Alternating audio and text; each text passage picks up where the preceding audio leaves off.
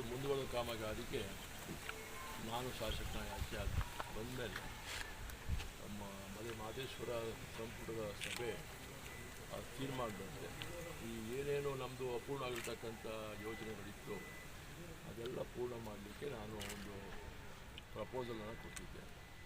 ಆ ಪ್ರಯುಕ್ತ ಇವತ್ತಿದ್ದಕ್ಕೆ 4 ಕೋಟಿ ಅಂದಾಜು ವೆಚ್ಚ ಅಂತ ಅಂದಾಜು ಮಾಡಿದರೂ ಕೂಡ ಸರ್ಕಾರದ ಮಾನದ ಪ್ರಕಾರ 3,13,00,000ಕ್ಕೆ ಈ ಟೆಂಡರ್ ನಿಂತಿದೆ.